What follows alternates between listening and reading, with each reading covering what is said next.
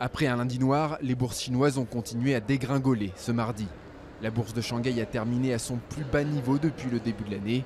Les marchés ne font plus confiance au gouvernement pour prendre des mesures capables de soutenir la croissance. On a l'impression que la boîte à outils commence à se vider un petit peu et qu'effectivement l'économie ne répond pas ou répond insuffisamment aux stimuli qui ont été mis en place par les autorités et que du coup ça renforce les craintes de voir l'économie chinoise ralentir de manière beaucoup plus marquée.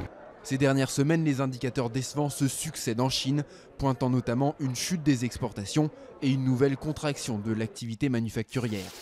Et la dévaluation soudaine du yuan n'a fait que renforcer la nervosité des marchés.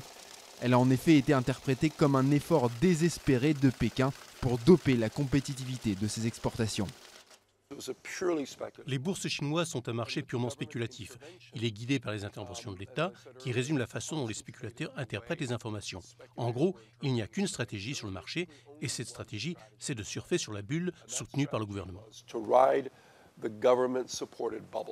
Également très affectées lundi, les autres places mondiales ont en revanche rebondi mardi. En Europe, politiques et économistes se veulent rassurants quant au risque de contagion et se refusent pour l'instant à parler de crise mondiale.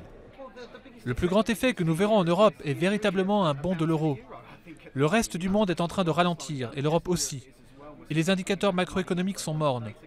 Ce que nous voyons en ce moment est que les investisseurs se retirent des marchés d'actifs risqués, comme les actions et les matières premières, et se dirigent vers d'autres marchés plus sûrs, comme l'or et le yen.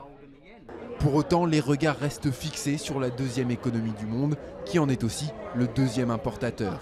De l'avis général, Pékin n'a d'autre choix que d'agir encore davantage pour stabiliser les marchés.